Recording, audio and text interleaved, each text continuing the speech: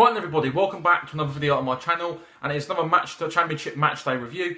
And as I'm sure you're all aware, the championship this weekend, plenty of action went on in the championship over the weekend. Plenty of goals, red cards, late drama, and basically everything you could have wished for in a weekend. And we're going to get straight into it. The championship Friday night game between Derby County and Bristol City. This ended 0-0, and to be honest, it's not the worst result in the world for Derby, but they could have done with a win, considering Wolves got beat on Saturday as well, so it could have helped close the gap on the league leaders and try and reel them in a bit and try and gain some ground on that championship title. But looking at this game though, I think both sides had chances, and in the second half it really did the game awoken a bit more. Obviously in the first half, Callum Patterson had a huge chance in the first half. Jamie Patterson, had a fantastic chance in the first half where he hit long throw into the box from Halder Magnusson. It bobbled about a bit, cleared back in, and then Patterson skied it, which he probably should have put that on target at least to try to test Scott Carson in the Derby County goal. But as the second half got on, as I said, the game really started to open up a bit. Both sides had chances. And the main talking point I'd probably say was the Cameron Jerome penalty appeal. To me, it was a penalty, but I think Cameron Jerome going down with his arms in the air, making a big meal of it, did give the referee the whole idea and the ammunition to give it as a dive. But as you can see, though, on the slow-mos and replays, there was contact. And I think if Cameron Jerome doesn't make it over-exaggerate the reaction, I do think he gets a penalty there, and I do think Derby go on to win the game.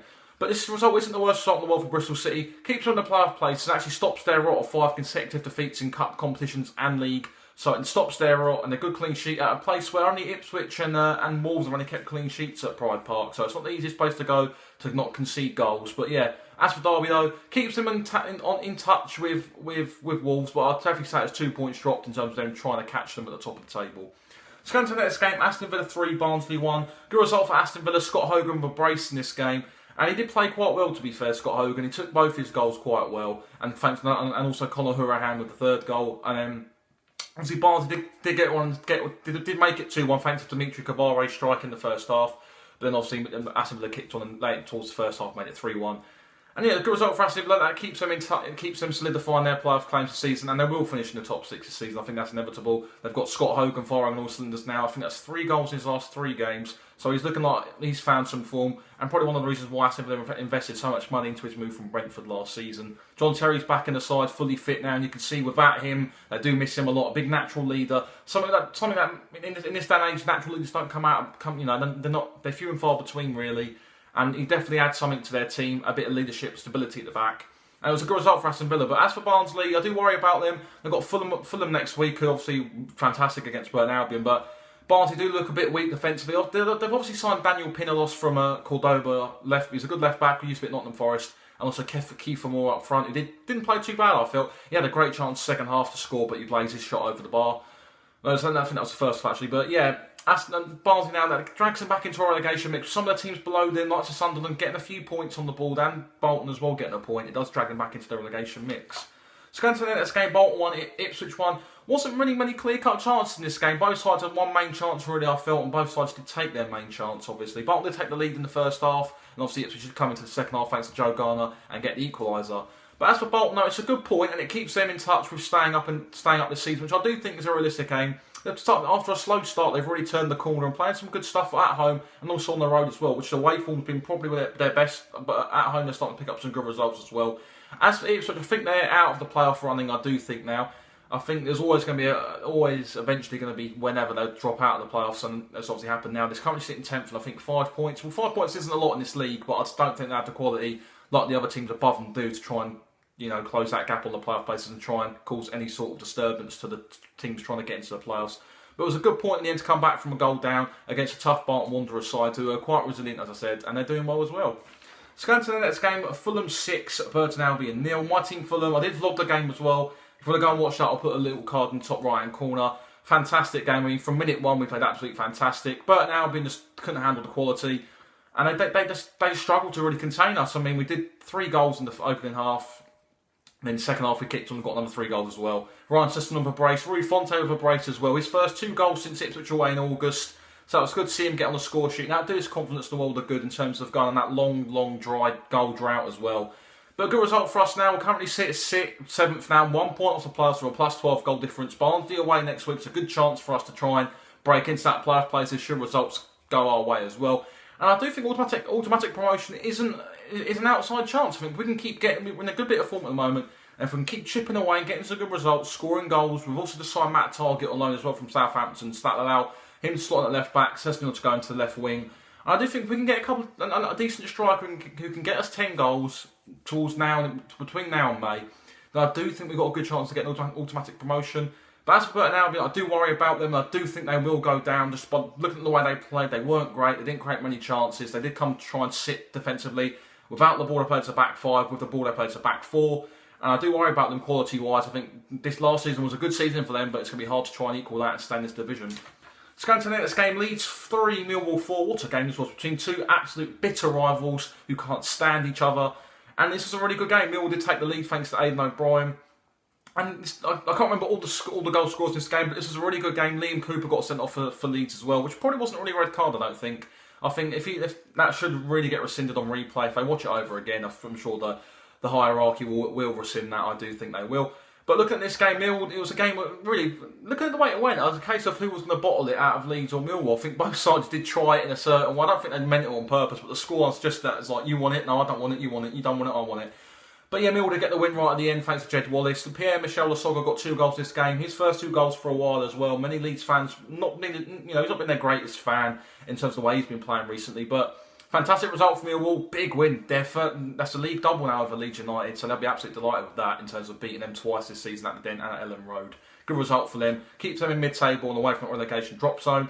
As for Leeds, they dropped to 10th in the table, I think it is now. They drop out of the top 6, and even the teams below them done quite well as well. So just drops them down to 10th, but they're not miles away from a playoff place. So many teams in that mix that can get anywhere. Just getting that consistency now between now and May, and you can see what happens. But as for Leeds, not much to worry about, I don't think. But obviously they'll be disappointed to lose to one of their bitter rivals like Millwall, but they should be okay, I think.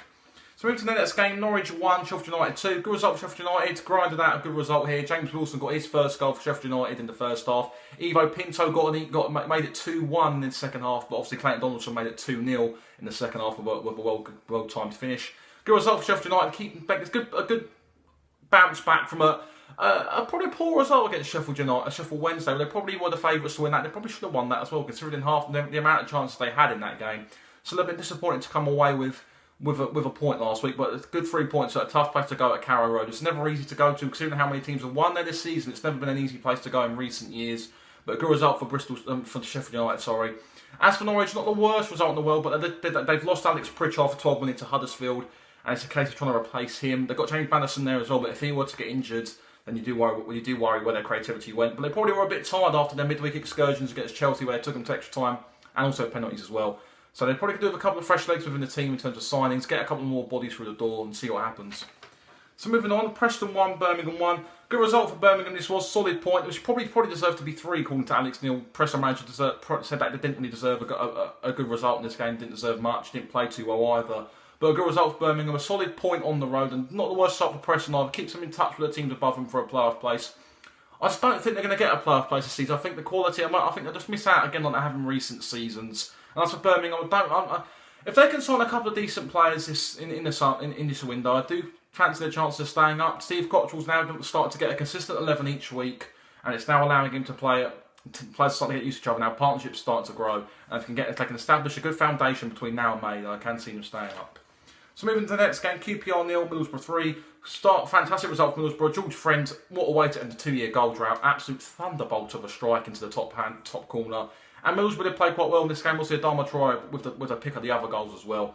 Good result for Middlesbrough to bounce back from probably an unlucky defeat against Fulham last week, but it was good to bounce back against QPR here and keep them in touch with the playoff places as well. Tony Pulis is now starting to get a good tune out of his team. They were low on confidence when he took over, but he's now starting to go back to basics, playing some good football as well and getting some good results. As for QPR, a poor result already. I did fancy them to get something from this game, and it does kind of does drag them into a relegation battle a little bit. If they can pick up some results along the way, because teams below them are starting to pick up some little bits of form here and there, and if they can get a couple of wins between now and maybe April, I'd say, then it can. I think we'll see them over the line. Let's go into the next game. Reading 0, Brentford 1. Good result for Brentford, keeps them in touch with the playoff places. Well, Lasse Vibe with the winning goal in this game, keeps them in touch, as I said. Good result as well. As for Reading, it drags them into a relegation battle, which is a realistic aim this season potentially. Sunderland are not far behind them either, and it's worrying times for a team who got to the playoff final last year. Probably a bit fortunate to get that far last year, I did feel, and probably are starting to catch up with them this season. So moving on, Sunderland 1, Hull 0. Good result for Sunderland. This allows them to stand, it stands them a good chance now of staying into the division. 25 points now. Joel Lasoro with his first professional goal for Sunderland in the first half, giving them all 3 points. As for Hull, it now does drag Hull into this relegation mix now. They've been in that for a while now. Nigel Atkins hasn't had the effect that many would have hoped for when he got appointed before Christmas. I think there's only one win as a Hull boss, and that was against Brentford in his first game. And it's worrying times. The lack of investment in the team suggests that the owners ain't showing much direction and much ambition to try and get back to where they were last season, which was the Premier League. And it is worrying times if you're a Hull City supporter.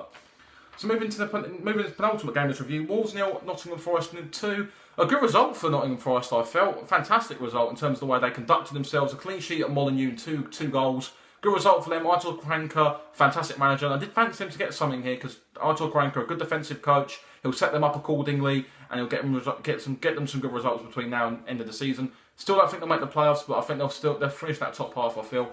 As for Wolves, it's a little bit... I do consider Wolves fortunate to be, because the likes of Derby, Fulham and Aston Villa didn't have the best of starts, I don't think, but take nothing away from Wolves. They have played quite well over the course of the season, but they need to start winning some games soon because they haven't won a game in a while yet, a couple of games now. And if teams will start picking up form, then that big gap at the top of the table could easily be reeled in, So going to the final game, Sheffield Wednesday 0, Cardiff 0. Not a lot of chance this game, quite a quiet game really. I thought Sheffield Wednesday, both sides could have nicked it with some of the chances they had. Not many clear-cut chances, and probably a 0-0 was the best result for both teams. Cardiff now starting to get back to their usual self, something they were last season at the start of this season. Picked up some good results away from home and at home. And that's Sheffield Wednesday. Look, Jos Luhukay back to basics. 2 clean sheets and 2 points from 2 games isn't the worst for them. It's just now basically them going back to basics. So if you do like this championship review, guys, hit the like button, subscribe to the channel if you're new as well, and we'll see you all in the next video. Bye bye.